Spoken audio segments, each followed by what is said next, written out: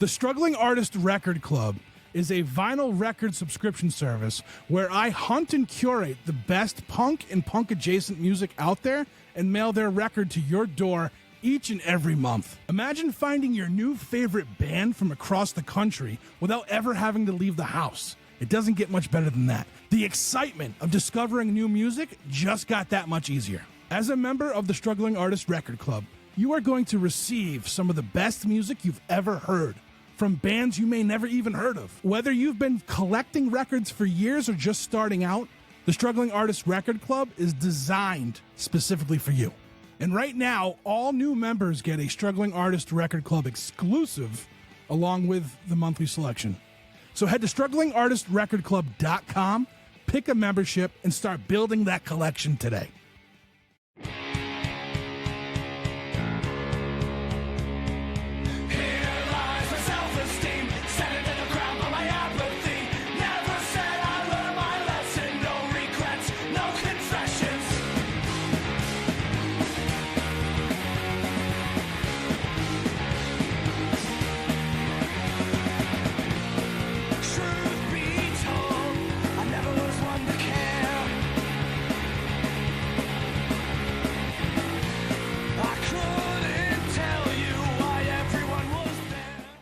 Man versus Ghost, or is it Man v Ghost, or like is that like a Man v Ghost or Man versus Ghost, whatever you want to call it. Cool. All right, there are a lot of bands with Man versus Ghost, so we opted for Man v Ghost. So it sounds like someone like a prominent figure's name, like Man v Ghost. You know? Yeah.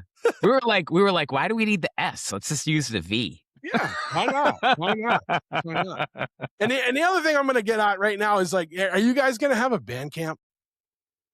Yeah, we're gonna put up a band camp soon. Once the EP is gonna be streaming, and we're gonna get a band camp up once the EP is up and streaming. I was kind of waiting for that. Oh, okay. Basically. Cool. Yeah. So like, Drew, you were saying sponsor.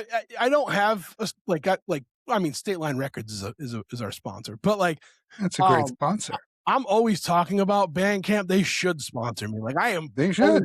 Like I have I don't know, close to 900 titles in my library from Bandcamp that I bought. And like, cause I'm about buying at this age, I'm about buying the music, right? Like I have to make amends for all the times I stole it when I was younger, I guess, you know, and I didn't shoot them an email, right? Yeah. I mean, the answer is always no if you don't ask. Yeah. Everything you ripped off Napster in the early 2000s. Yeah. We all got to pay for our Napster sins. Yeah, totally. I have so many Napster sins. It's that would be a good band name, the Napster Sins. Anyway, that is a good band. Yeah, actually, that could be a good podcast too. Like you just talk about, like, you know what I mean, like, the music you stole, and then how you made up for it. You know, that can be our alternative name, the Napster Sins. Like when we get big and famous and we show up to some club. Yeah, there you go. The Napster Sins. We need a name for another EP. There you go. That. Yeah, that is a good name for an EP. A great name. How long have you guys been writing songs for this project? A long time now. I mean, we've been through like a few renditions. I mean, it originally started as just a random sort of like COVID event, us being in situations like this and having nothing to do. And then Drew and I started passing back and forth music, basically.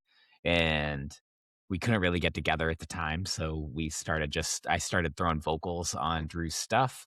And then eventually Drew was like, hey, and he texted a bunch of people, Pat included, our late friend Paul Christian and Dave Norton.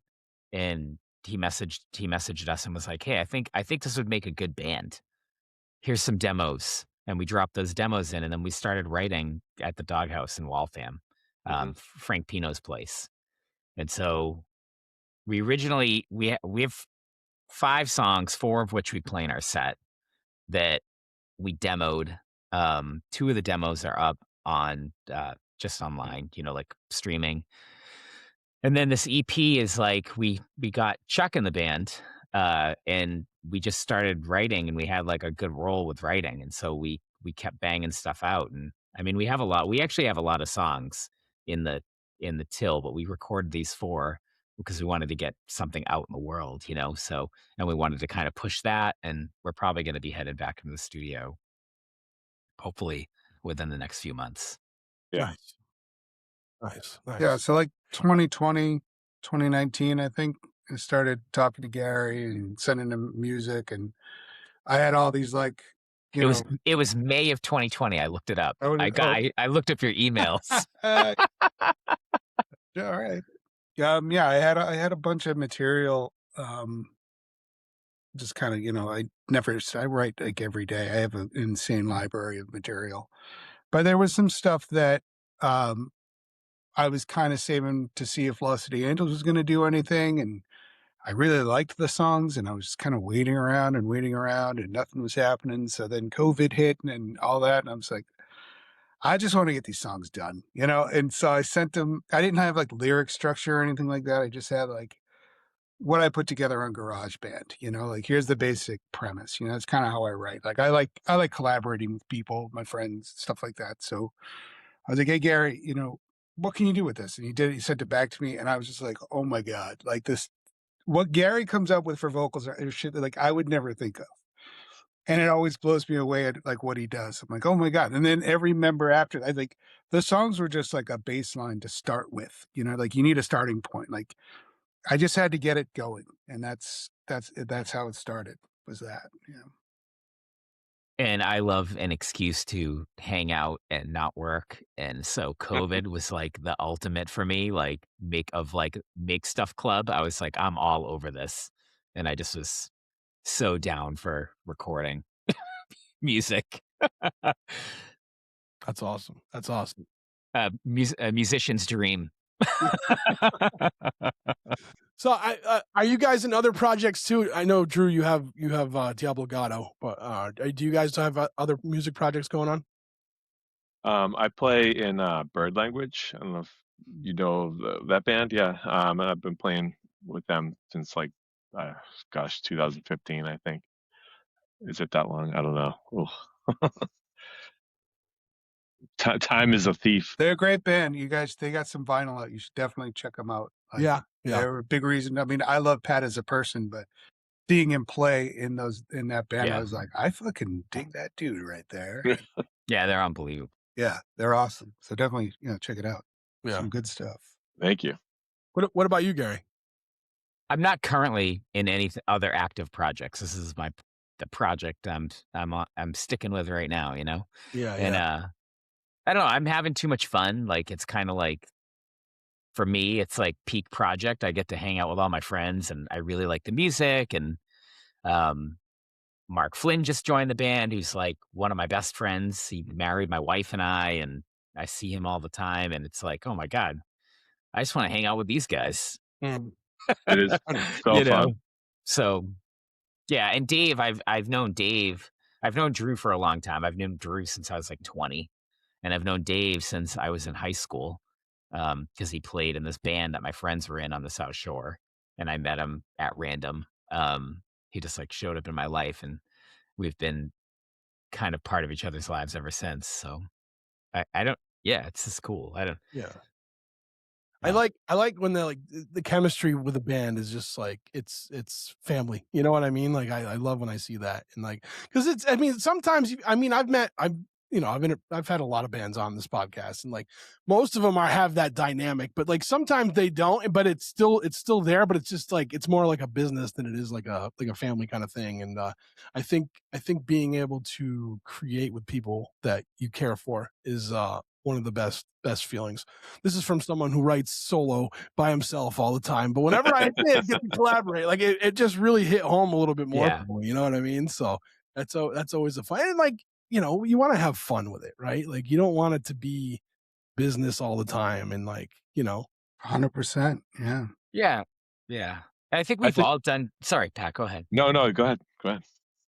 I think we've all done different things. Like, you know what I mean? We've all done other projects, and I've had other projects, but like there's something about this band that I really like, which is that our families hang out together. Like where all of our family, our family, the families are musical, and like we're just all love being around music. So you could come to one of our shows and the whole gang is at one of our shows. You know what I mean? Like, Yeah. doesn't love matter. that. It doesn't really matter where it is. Like, if it's 21 plus, we get them in. Yeah. Sneak up in the back, old school. Yeah, it's pretty funny. That's Yeah, awesome. and like at this point in our lives, what are we doing, right? We're doing this to really enrich our own lives and our families' lives, and being around these dudes with my kid is like it's like the best. It's one of the best things ever. Yeah, for Right sure. on. So you guys just did a listening party, like a live listening party though, right? Like Mhm. in person playing the music, right, for the album. Was that how that Yeah, it went? was awesome. Yeah, I We missed it. I Gary apologize. and we both just like, man, we gotta do this we gotta do these songs acoustic. And I was like, okay. And then finally we had to practice doing it to like get ready for this. And Mark had showed up and I was blown away with how it sounded. Like if you have a good song, if you got a song that sounds good acoustic, it's gonna sound great electric, right? So um the acoustic stuff was like just incredible and sounded so cool. And with Mark joining in right at that time when we were going to do this, our friend Patrick, he's part owner of a bar called the New Republic. Um, and he was like, oh, you guys could, we had heard like some friends of ours had a great time there doing like a listening party and they did like an acoustic set. So we're like, oh, I'd love to do that. I love Patrick. Like, I love that spot. And if you've never been there for like one of these things, go. It is so much fun. They have a great setup. That Um, that the, bar is awesome. It's yeah, just it's it's like so Inman perfect. Square in Cambridge. Yeah. I mean, and also the food is great. They got a full bar, all that stuff. Like they got everything you need. Um, but they have this cool room off to the side that you can like do like tiny little events in. So we were, asked our friends and we did an acoustic performance in there and the place was packed. I was like blown away because you never really know how things are going to happen. But the second we went on, I look up and I'm like, oh my God, like the whole room was full all the way back. Yeah, that's It's It was cool. awesome. pretty awesome. It was awesome. That's cool. That's Yeah. cool. So the record comes out on the 1st. Is it April 1st? Yeah, it'll be up streaming on the 1st. All right, cool. Yeah. All right, You so can buy it now though if you want. yes, you can pre-order it now. Yeah, so this is going to come out right after the album. So if you guys want, can we talk about the songs? Is that cool? Sure. Yeah. All right, cool. Yeah, so Drew sent me over the songs today. First off, I'm going to say like I think it was Voices Calling You is like a power ballad. I love it. I listened to that the most. I listened to that like 10 times today, like since when I started listening to it. And that's a great song. So we'll start. Drew, you gave me the order I got was Rabbit Hole, Voices Calling You, Bridge on Fire, which was that already out as a single? Or a demo? Was there a demo of that out? I think two of them were already streaming, but we had them redone for vinyl. So we had them remastered and everything. Cool. Yeah, and Catch the Wave, right? Catch the Wave was the other one. So let's run it down. We'll get back to Voices Calling You, but let's start with Rabbit Hole because again, that's another song. And like your sound is like it's just good rock and roll. I feel like it's just like there's nothing like it's not gonna like you guys aren't really pigeonholing yourself. It feels like, right? You're just kind of opening it up and playing how you feel and yeah. Why limit yourself? Don't paint yourself in a corner. Yeah. So, but so let's start with Rabbit Hole. Tell me about that one. A Rabbit Hole started off by our good friend Chuck, actually. And Chuck is so good at this. And a big part of, I'm sorry, I got to pivot here, why I love playing with him in Diablo Gato. And I, invited him to come join this is that Chuck will come in with just a riff, like a hook of a song. And immediately, like all of us were like, that's a song. And we wrote it right then and there. Like it just, I love that. It's like lightning hitting and just like, bam, that's it, go. And everybody knew exactly what we were going to do, how we were going to do it, what the energy was like. Gary already had like a vocal idea on it and like it just materialized in no time. Like I love that. That's like my favorite scenario. And often he'll like Chuck doesn't get to like noodle around on his guitar at home, and so when we're at practice, he's just like, we'll take a break, we'll be in the other room, and he'll be just playing some riff, and oftentimes he'll come out with a banger like that, and then we'll all just be like, all right, let's go. Run back in the room. Yeah. Right back. Yeah. Breaks over. Breaks over. Get back Yeah. in there. Yeah. What was that? What was that? Yeah. Play it again. And you And- you have to do it right away with Chuck because he'll forget, Oh yeah, the amount of times he's like, I don't know what I played. We're like, you don't? No. Lightning in a bottle. Yeah. So all right, so Rabbit Hole started with Chuck and a riff. Pretty much, yeah. It usually goes like we played in practice. And I would say like 70, I mean, somewhere between 60 and 80% of the form gets formed at that first practice a lot of the time. Yeah. I mean, it's cool because like where we've all been in songwriting bands, so like we're kind of a band of songwriters, and so what's really cool about it is that like what someone else might arrange, someone else has an idea. Like for me, like I'll be like arranging vocals and be thinking about like I feel like one of my best skill sets is that I'm an arranger. Like I can write music and I'm good at writing, but like arranging wise, like I've been in a lot of bands where like I might not necessarily be playing the guitar, even though I'll go home and play the guitar and arrange something, but I'm not like, I'm thinking about it in a different way, like a different vantage point than if you are playing guitar in a band and you're playing. And so like Dave will come up with some, like his vantage point from drums is like vocals should start right here. And I'm like, it should, and then I do it and I'm like, that was like weird. And then I do it again and I'm like, I think that's like kind of awesome. And then, so it's really cool in that way. Like, it's like this weird discovery process because we all have a certain level of experience and it's just different. And to hear how a drummer might arrange a song is super relatable to a vocalist, but I just wouldn't necessarily think of it that way sometimes, or Pat does the same thing, Well, and Dave also plays in bird language with me, and he kind of has that role, and he also is in a band called Ruin the Night. Just to plug Dave for a sec, but I've seen him do the same songwriting techniques. It's like same but different with each band, and he's such a talented musician. He always knows he always knows when a song needs a bridge, or whatever. And he's just so good at producing that stuff. Right on. All right, so let's get to the power ballad song. The voice is calling you. I don't know why. Like it just like voice is chasing you. Yeah. Chasing. I wrote. Yeah. Did I write that? Yep, I wrote it. I apologize. I'm just. That's okay. That's okay. It's like I totally would have read it wrong. Like, I'm always messing up things I'm writing down when I'm listening to it. I was just so excited about it. I guess like it was just that song and like, yeah. So let's. I'm happy because I was at work when Drew sent me the songs, and I'm happy I wasn't listening to them at work because I probably would have did something. I would.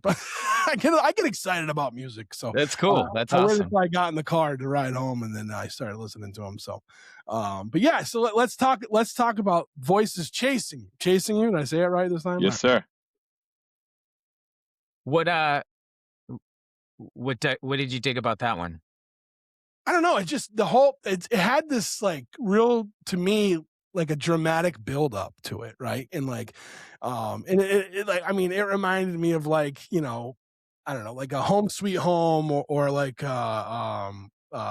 what's the Skid Row big power ballad that I like. It just had this like this build up to it, and I know what I mean, and like I don't know, I don't know if I just didn't expect that to happen with it or what, but it just kind of took me on, by surprise. That's awesome. Cool. Well, the good thing about you liking that one so much is we, and this is, I think, the first time we're really saying it out loud, we made a video for that song. Oh, okay. We did that with Pat at his studio, and we just finished that up, and I believe April 1st, that's coming out? we're gonna drop it the same day. Awesome. Nice. Yeah. That's awesome.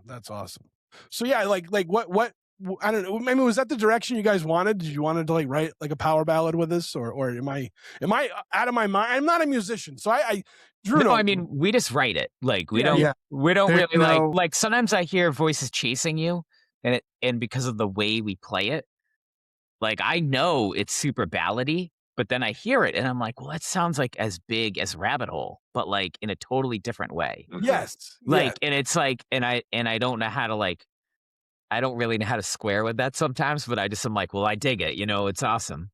Uh, we didn't intentionally do it that way. Like what happened was, this is another situation where Chuck had a riff, one. and Yeah. we've like a group text, and whenever one of us writes something, we kind of send it in the group text. And there are these seasons when it's like a flood, and I really like coming, down where I am right now, and I just sit and I even like voice memos that are on people's phones. I throw them into Logic, and I just start singing on them. And that was like an arrangement that Chuck had that was like, like an ABC arrangement. And I sang on it, and I just was like, oh, I just like put vocals on this, and I sent it to the guys, and they dug it, like the combination of what we did. And it was pretty ballady, but it had like this like weird, like ethereal kind of thing going on. And I was like, cool. Like, and it's hard for me because I'm like, it sounds cool like that. You know what I mean? Or what the hell are we going to do to it? And then we went to practice and we started playing it. And that was one of those songs that like we did where like the Dave arranging came into play. And I was like, oh shit, this song is awesome. Like in my mind, it was awesome and it felt good to play. And, but it was just cool because like, I mean, I've been in a lot of very loud bands and there's not a lot of ballads from those bands, but Yeah. it's the type of song that I always wanted to write in a band and have it like not be weird in the mix of things like Rabbit Hole, Mm-hmm, mm-hmm. So, no, yeah, I think it fits. I think it fits well. And like the songs that I had heard prior, like the ones that were already, that were out on like Apple Music already, right? yeah. And like I feel like I don't know, it kind of like they do fit. And I like that. But like it's definitely, I don't know, it stood out though too, right? Like it's got this thing like maybe it bridges that all together. I don't know really know how to describe it, but like because I feel like with all right, not no pun intended, but Bridge on Fire, like it has to me like it has like this almost like alt rock feel to that song, and like almost to like a little bit of not hard grunge, but like that softer grunge style that came out in the 90s. You know what I mean? And like, and again, like it's a song that they all fit together. And being a storyteller, like sometimes I'll hear just a single and I'm like, I like it, but I don't quite get it. And then when I hear like everything, it kind of makes the sense to me and it brings that story out. Right. So I feel like and just how these songs, in the order that I don't know if that's the order of the album, the way Drew sent it to me or not, but like, no, it just work. Isn't it? It is Rabbit Hole. Isn't it? Or is it Voices first? Oh, hold on a second. I guess that's what I'm saying is I'm so ignorant. It's like literally right here. It's literally like right here. That's awesome. I just like when I hear the songs together, like they make something for me. And it's like I could do that and then probably get like a completely different story if I arranged the songs differently and then be like, in my head and just be Rabbit Hole. Yeah. So so on one side it's Rabbit Hole and the second song is Voices Chasing You, and then on the other side it's Catch a Wave and Bridge on Fire are next. Yeah. And we recorded them at different times and they honestly sounded like they went together. Yeah. And yeah, I mean, I think like we're trying, first of all, we don't want all of our songs to sound the same. Like it's not interesting, honestly. Like, and I don't think that like I'm physically capable of like, like a lot of like the music the vocals I write are a reaction to what I'm hearing. So like when we did those other songs that you heard, those songs were kind of put together in a different way because we were in a different place, meaning that like some of it was like we couldn't even be around each other at some points. So we were like demoing them and cutting them together. And then we went through this period of time where like we built this set list and it was cool and it was awesome. And the songs are dynamic and they have like the same like differences and energies to them, but the EP is like us in a practice space. And it's the band and the people in the band reacting off one another. And the vocals sound really natural on those because they're I'm I'm changing dynamically with them. You know what I mean? And then I get home and I go and I record vocals after I get home right over the other vocals I'm singing in practice. And it creates all these layers and there's other things you hear and it's cool. And that's how Voices Chasing You came to be, really. Like once we brought that little demo to practice, we just hold it up to the microphone, play it to everybody, and everybody starts reacting to it. And it happened the other day. We're writing this new song called Girls Okay, and Mark shows up at practice and we're just like, hey, I was like, can everybody just like, can we just only play with like guitar and the keyboard for a minute? And I'll just sing on it just so we can hear what everyone's playing. Because once the drums are going and everything's going, it sounds loud and it's hard to hear in a practice space. And Mark was doing this thing and we were like, let's just do it like that. It was all stripped down. And then Dave comes in with his drums at a certain point and Pat comes in at a certain point. But it went from being this loud verse to like, not just, it went to being impactful. You know what I mean? Like dynamically impactful. And then you hit the chorus and it's like, boom. And it's like you get launched and it's really cool. And so that's kind of how that stuff came to be, I think, Yeah. and why all the songs sound different, but Yeah. it's the band. Like I want you to hear Man vs. Ghost and be like, that's a Man vs. Ghost song. I can Yeah, tell, exactly. Yeah, I mean, and one of the things I like about this band, you had mentioned the 90s, Trev. Like, there's a huge 90s influence, I think, Yeah. in this band, in the sense of like what alternative was.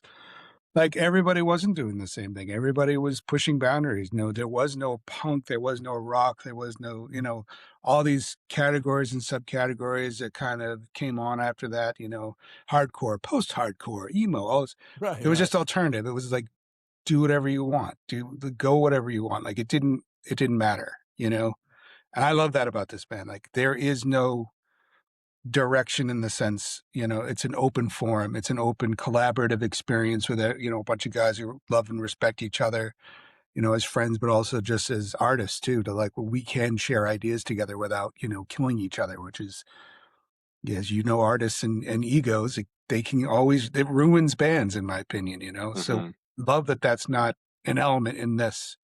And that's why I wanted all of these guys together, because I know them individually. And I was like, my God, if this works, I don't even care about numbers. I don't care about any of that shit. I care about the experience, and this experience has been incredible.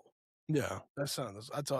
It's like it's almost so like I do a lot of like stream of conscious writing, and I feel like that's what you guys are doing now, right? Mhm. What you're Totally. doing. Absolutely, yeah. And I don't think I've ever had anybody tell me like that's how we get these songs together. It's just we just start, one person starts and then the next person kind of gains in. I like that. That's I think Drew, to go back to what you're saying, like there was like it was just rock music. It was just alternative music, like rock. I mean, you had Beck, you had Bjork, then you'd have like, you have Nirvana in there, and Nine Inch Nails at one point. They're like, oh, that's alternative. Yeah. It was this grand, encompassing thing of just like, hey, it's not just, these categories. There's a whole lot of.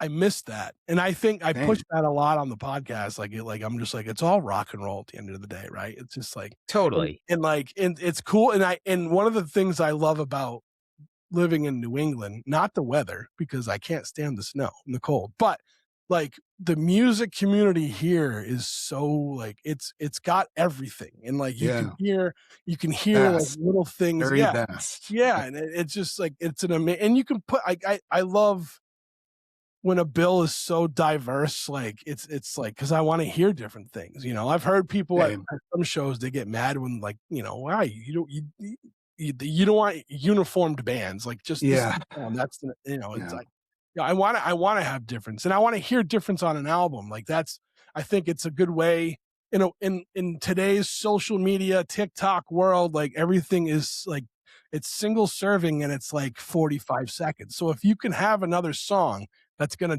like change the whole scheme of things in someone's head and make them like, oh, what's going on now? You know what I mean? Like, I think that's a good quality to have, you know? Do you have a record from the 90s that does that for you? From the 90s that, Yeah, like a record that you have to listen to from beginning to end. I'll give you one, and I just bought the vinyl of it. Okay. Was Beastie Boys' Check Your Head. Yes. Sure. That entire record from beginning to end, I cannot skip a song. And it's the Beastie Boys, you know what I mean? But that album, I feel like, was considered alternative at the time. Mhm. You know, like What You Want came out. That was like that was the first one, right? But that whole record, every single song is the Beastie Boys, but in such dramatic different ways. Mm. You know, like they're playing jazz in there. They're playing, you know, they're back pre-Beck. You know what I mean? Like, yeah. Like you know, like that album, like, I don't know, have you seen that Beastie Boys documentary where they're like talking about Check Your Head and how they decided to like write a whole record on their instruments, and then all of the things that are on that record are all them playing and they're cutting it up, and it's like just a huge art project. It's insane. If you get a chance to watch, I think it's on Apple TV. It's really dope. Like, you'll just be like, oh my God, I didn't even know, like, the world that they were inside of is like so different than your perception in a way, you know, like they were like they were feeling like they were having all these peaks and valleys with their success. And meanwhile, we're all driving around in our cars listening to like Check Your Head and Paul's Boutique being like, these are the sickest albums ever. But for them, they felt like Paul's Boutique was so low. They didn't even, you know what I mean? And I'm like, dude, that's like what's one of like the best records of all time. Yeah. If you are a Beastie Boys fan, you all of a sudden you're like, Paul's Boutique, what is this record? And then you go listen to it and you're like, holy shit, this is amazing. Yeah, for sure. So, Drew, to answer your question, I think of two albums that kind of pop off, like Beck Mellow Gold. Yes. Was one, because nothing on there was like Loser, right? Nothing else on that whole record was like Loser. And the other one is a lot of people, I don't know if people remember the Nixons. I do remember that. Yeah. They had this like real like slow, like sad bastard acoustic kind of song called Sister. That was like their big hit. And I bought the album because there was no way to stream it and listen to it. So I bought the album, and the album was hard as shit. And I was like, this is awesome. Like, it was not by far not my favorite song on the album after listening to it. Like, it had a lot of harder stuff on there. And like, I mean, it starts off. Sometimes that's the curse of writing a lot of different songs. Yeah. Yeah. You know what I mean? Yeah. Yeah. The one outlier, your Californication. Yeah. Like, you're like, why did they pick that for this single? Right. I'm just glad you said the Nixons, because for a second there, I thought you said Mojo Nixon. I'm like, oh, buddy, what? He only had the one song, dude. He only had the one song. Yeah, Elvis is everywhere. Yeah, those are the two I think of when I do that. And that, you know what? And I think we need more of that, man. I do. Yeah. I think we just need, like, enough with the, you know. But also, do you see today that like albums, like I don't see that anymore, and it bums me out. You know, I mean, I sent the vinyl to Mark Lind, and he was just like, I love this, and the only thing I hate about it is that there aren't more songs. And I was like, you were an asshole. But you know, he's right. He's right. You know, but things have changed so much since then. You know, before it was an album and you got all your, you got all your cannon, and you're ready to fire things away. You had a game plan. Your armies were set up. Like, it was a whole thing. Mm-hmm. And now it's just like rapid fire. I just see everybody just firing off songs, here. And I'm like, because again, like you had said, everyone's attention span's so small. Mm-hmm. But in that, I think that the just kind of like why we release things on vinyl is because you physically own it. It's something in your hand. It is not a file on a computer. And I feel like people who listen to records actively really listen to it because there's kind of a ceremony involved in playing a record. You don't just throw it on there. Like you want to listen to this record. You're going to sit down, get things ready, maybe pour yourself a drink, smoke a joint, and you're going to get in the mood to play a record, Especially if you have like a U-turn like me and you got to change the belt speed if you want to listen to something. Yeah, you know what I mean? But like with streaming and all that stuff, like it's great for, I think, people starting out and, you just want to get stuff out there or but it's good for just the quick listen. And like, it's not a quick listen isn't really listening to it, Yeah.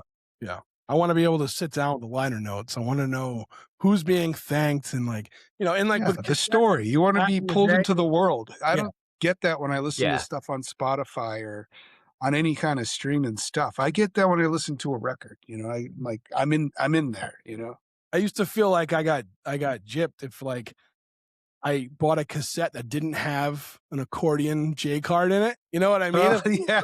Because I want to know. I want to know, I want to see. I love cassettes too, man. Those things take rules.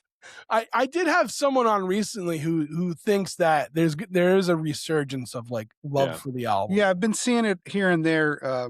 Random bands. God, I was trying to.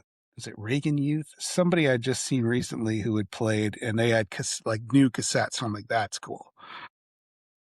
Not since I think Ron Lacer with the Run to the Litter comps that I. Well, I mean, I've heard a lot lately about people buying stuff on Bandcamp and burning it to CD. I've heard there are bands shockingly selling CDs. I mean, Fishbone makes their stuff in everything that you could possibly think of. They intelligently, if you bought their last CD, they had an extra song on it because they wanted you to buy the physical thing because they're like, if you want to really support bands, you really support them by buying the thing. Mm-hmm. Yeah. And that's why Bandcamp is great, and so, my mentality about streaming is that it's just promotion.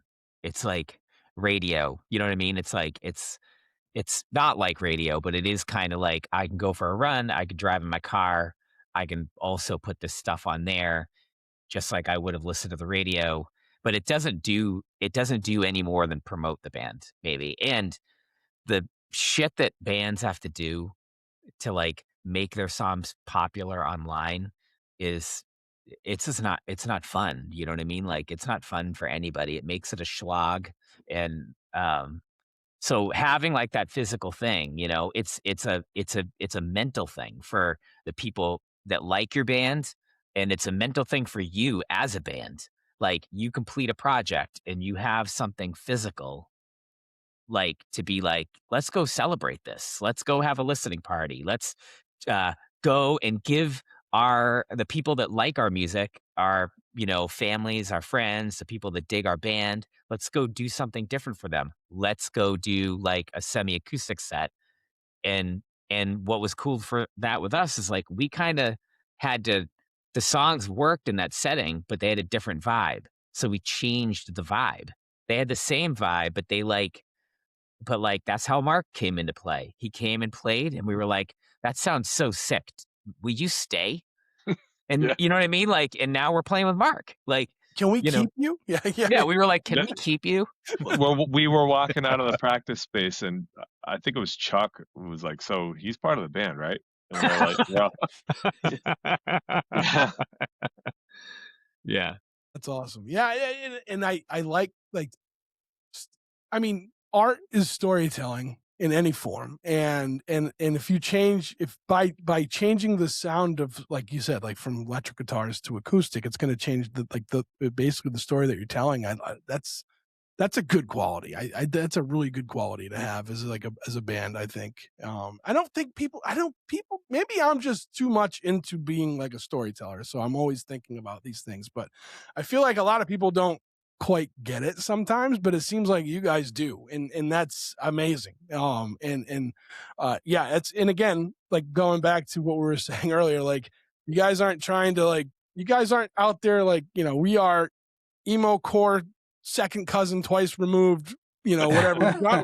You guys are we're a rock and roll band. We're gonna play some rock and roll music, and and you're gonna have different feelings, and we want to feel different things, right? I don't want to listen. I don't want to have, I mean, I do. So there are some times where I want to listen to sad bastard music and I want to be sad for the whole time. And there's great albums for that. But sometimes I want to be on that roller coaster with you. And I think that's a good way to connect with people who are listening, Yeah. And you can hear our influences. You've been talking about them, and you can hear where we come from. You know what I mean? We all come from like punk bands and hardcore bands and played in ska punk bands when we were young. We are all influenced by the same things, you know, like, and I mean, I started playing music with like the guys from the Unseen when we were younger. Like they were my friends growing up, and like we were playing 90s songs, you know?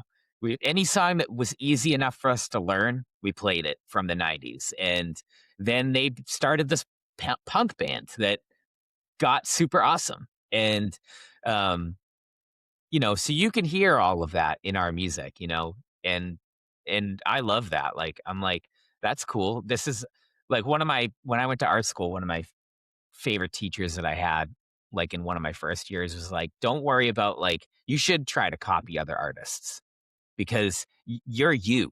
And when you do, they'll teach you new skills by doing that, but it will always come out of your filter, and your filter is never going to sound like that person. Like that's that own person's special identity, you know?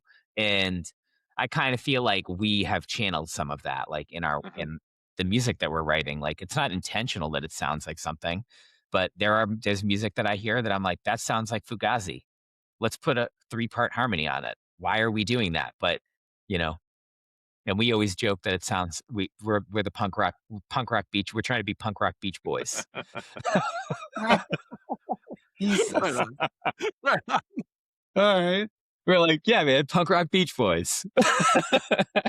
Ask because like I a lot of, you know, when I talk to like we'll say younger folks who are out there and they're like, oh, you know, they're doing this for the first time, right? We'll say like that, like and they're out there and they're doing this thing for the first time. Like there's motivation from all sorts of things they're pulling from, but like how like being and doing something for the love of it, like it seems like what you guys are doing with this project. Like how do you navigate through all the fucking shit in the world that's going on and be able to like still like kind of like, all right, we're still gonna do, like I have a hard time writing sometimes because like I'm just like the world fucking is awful, everything's bad, and I write bleak shit, and you'd think that would be awesome for me, like a muse, but I have enough bleak shit in my brain, like I need some happy shit too so I can contrast it, right? So Yeah. how do you guys just navigate through all this shit that's going on? Like how do you I've lived long enough to know that the world will always be shit. yeah You're always going to be navigating through it. Okay. But, you know, it's who you're navigating it with that really matters. You know, I could easily have just as hard a time as you, Trev, like writing if I was just doing it by myself in a room, because when you self-isolate like that, when the world's burning around you, it burns a lot harder. You get with friends of yours that you love, like I'm doing with these guys and Diablo God, or any band, or any just going out to dinner with your friends, anything social to kind of bring you back to the reality of our day to day, you know, that helps. I mean, go see a show, you know, get your friends like, hey, let's go see a show together. Let's go see a movie together. Let's do something together. Togetherness is going to help you get through that. I know a lot of artists that self-isolate. I know a lot of solo artists, and, you know, we're all crazy. Come on, we're musicians. We're all nuts. But you can get lost in that real quick and it'll swallow you whole. You know, it's not a good place to be. Like I said, you know, be careful about hanging out in your head too much. It's a dangerous place to be. So try to get external. I mean, you don't have to be like a social butterfly, but you got one friend. Come on. And if you don't, call me up. I'll go out with you. You know, we'll go down to Fudd Ruckers. I've run into I'll you get a out burger there. with you.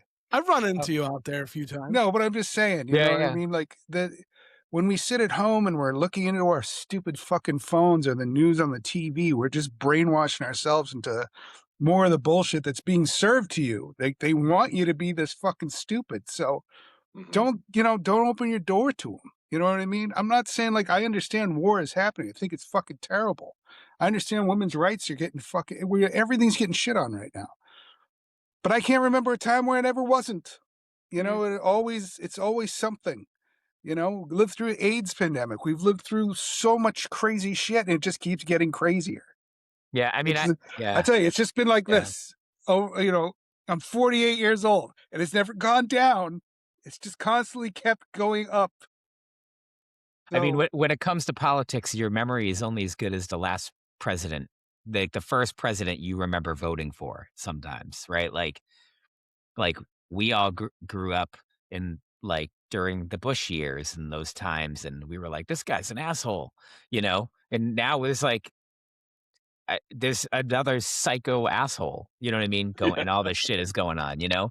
And like, so you're just like, yeah, but there was this other guy. There were like multiple of these other guys, you know, like Dick Cheney, he just died. You guys know who that guy is? And you're like, no, you're like, that guy's called Darth Vader, you know? So, but I had trouble like in the beginning when we were doing stuff with like, I was like, I don't really know what, like I was having trouble writing lyrics, which I don't usually ever have trouble writing lyrics. And I felt like I needed to take like a different approach. Like if you listen to my lyrics, they're about like multiple topics. Like one song is like, you know, voices chasing you or rabbit hole. They're coming from like different vantage points, but they make a story, you know, that you might listen to it and be like, I think this is about that, you know? And because I just feel like the world is more complex. You know what I mean? Like when I was writing lyrics when I was young and like kicked in the head, it was like, you know, they were more straightforward. There was messaging in it, but like it was different, you know, like, you know, there's songs that were different and the times were different. So I could be like, here's one topic. I feel like there's so many topics in my head that it's like it is the dangerous place that Drew's talking about. So I think, Gary, you were my buddy because we were sharing music back and forth. We were both just sitting in our houses, you know, COVID in full blast. And we're like, I got to do something. I got to create. I got to do something because just sitting here wondering if I'm going to die is driving me crazy, you know? Yeah, and I feel like to the Drew's point, like sort of like the part of our like objective with the primary objective is this band is to write good music. Like if it's create. not like serving our souls to start, well, like we're not then, and if everything is just external, then really we're just asking for acceptance from everybody else, but we're really not pleased with what we're doing. But so that's our primary goal, write good music that we're psyched about. And if all we do is that, okay, we're super proud of that. But as we've put out this release and we've been talking about what we want to do, there's like a natural sort of like hangout culture forming around things that we really like. It's like our families, our friends, and more people are coming, and we got a lot of support like right in the beginning. Like we have not played a ton of shows. Like we've been writing for a long time. But I don't even think we've played 20 shows. And like, but there is like this, like what at the listening party, there was a lot of people there. And that's because there's a culture being created that we really like. And we miss, you know, like we all went to the Dropkicks, different shows for the Dropkicks. That's like a huge part of our like life community. And, and we love that feeling when we go there, and we want people to have the same feelings when they come to our shows. You know, they like want to come hang out, and that's it. And it goes directly to what Drew's talking about. Is like fuck those guys. You know what I mean? Like fuck them. They're not going to help you. They're not going to do anything for you. We'll get into the mix, and we'll all help each other get out of this nasty headspace. Community is everything. So, kind of leaning into that, if I could, I'm going to get this out of the way because I realize you've been here a long time. The shows we got coming up, because like I said, we haven't played a lot, but this year we're planning on playing quite a lot, and we're hoping to keep it going with the release of the record now. We're kind of trying to get things happening. So April 1st, you heard, we'll be releasing that video, and social media will, have some stuff going. The EP will be streaming on several platforms. Also to sidestep, if you want to see me and Chuck play with Diablo Gatto, we're playing at Taffeta, opening up for the Meteors. But pivoting back to Man v Ghost, more importantly. Wait, what's the date of that? April 1st. Oh, okay. Same day. Anyhow, April 10th, we're playing at the C Note. That is 7 p.m. and that's all ages. And for the most part, that's 21 plus. Oh, that's 21 plus. Yeah. Oh, okay. Sorry, my notes were wrong. And that's a Graveyard Barbecue, Nick and the Adversaries, and Old Horse, which is Mark Flynn. Then April 11th, the next day, we're playing in Worcester at the Raven, which I can't wait to do that. That's at 8 p.m. That's with Graveyard Barbecue again, Beagle Puss, and Hand of the Tribe. Yeah, Graveyard Barbecue put that show together, so we're gonna meet some new friends. April 18th, we're doing a show at Faces, and that's with Warren the Duke, Stapler, and Old Horse. March 19th, because I don't know if I'll be back again, so I'm getting it out of the way now. March 19th, the Thirsty First in Lowell, we're doing a 2 p.m. all ages show with Taillight Rebellion, Mass Spy, and the Farewell Drugs. So it'll be nice to Jesse's other band from Diablo Gato and us. We all get to play the same show together, which will be fun. And then I can't tell you much detail about this last one, but I'm super fucking pumped about it. August 7th, downstairs, Middle East. That's all I can say. Okay. But keep an eye out. Okay. It's fucking gonna be sick. Yeah. I'm gonna and the Faces show, we're headlining that show, and that is also all ages. Nice. And Stapler is Gary's daughter's band. Oh, nice. So, yeah. Oh, yeah. Nice. I love Phases. I've seen Drew. I've run into Drew at Phases before. Yeah. So, yeah, it's a good time. I live right down the street from it. I love it. Do you? I do not. I am like 90 minutes away, and it's a tough. Yeah. Sometimes I'm like, all right, I got to stop now and relax. Yeah, I'm lucky. Like I live close to Deep Cuts and to Faces, so I'm always like, hey, let's play that. I just got to go down the street. Yeah, but we've never played the Raven, but like C-Note and Faces, like the people are great there. C-Note rules. Barbara that runs awesome. the C-Note rules, and Ryan and the rest of the crew over at Faces, they're unbelievable people. So yeah, we were like, those are two clubs we called immediately. And then the show that's at Thirsty First, that's Dave Wells, right? No. That's Chris Murray. Chris Murray hit me up for that one. Yeah, old friend of mine. Oh yeah, he's a good dude. So he asked us if he wanted to do it. I'm like, hell yeah, let's do it. Yeah, he was telling me about that. We love a good all ages. Driving up to the Dropkicks show on Sunday. He was telling me about that show. Yeah, so, yeah, that's good. That's good. That's going to be a good one. It's going to be a good one too. So now we got Warren the Duke, which is Dan McCool's band.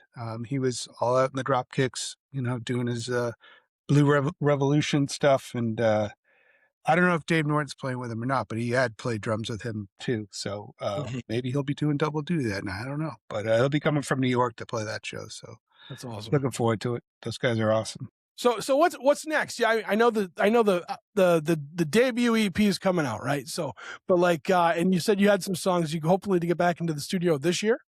Yes. Yeah. This year. We're just finishing up some work on them and then booking time. We're literally I think a week or two away from booking time and going down. So nice. These guys all, we all got lives. We're all older gentlemen. We have some families to take care of and stuff. So organizing time is it's not difficult, but it has to be very tactful. Mm-hmm.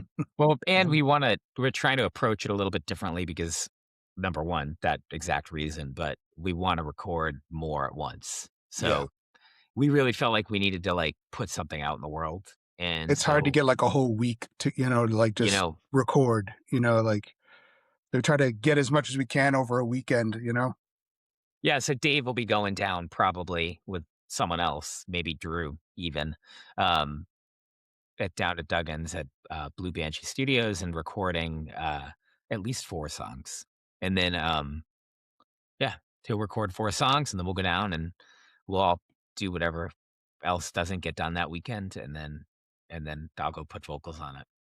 God, I love going down there. Yeah. He makes us the best food.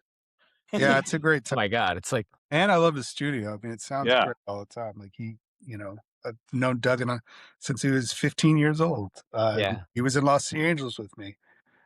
He's in Ruin the Night with Dave now, but he's great to record with if you're looking to record. Can't recommend him enough. He's really easy to work with. Awesome.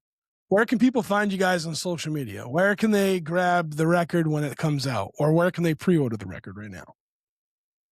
You can get the record on, you can buy it on, we have a big cartel site. You can actually just go to our Instagram, go to our @ManVGhost. We've got the link in bio. You can go buy, it'll take you to our website, and you can go buy the record there. You can go buy any merch you want to buy there. You can go stream what music we have up now, but the record will be out on April 1st, and you'll be able to stream it. You'll be able to go watch video, all the dandy stuff at Man v Ghost. That's probably the easiest way to go about doing it. We have manvghost.com and stuff like that too, but connect with us on Instagram. We're constantly putting stuff up there, and just go to the link in bio and you'll see there's a whole library of stuff there. Awesome. Yeah. Awesome. Well, listen, I hope everything kicks off well with the record, and I hope you guys want to come back when it's time to talk about a new one, or if you ever just want to come back and talk about anything, 90s music or whatever, just let me know. Dude. And, Love it.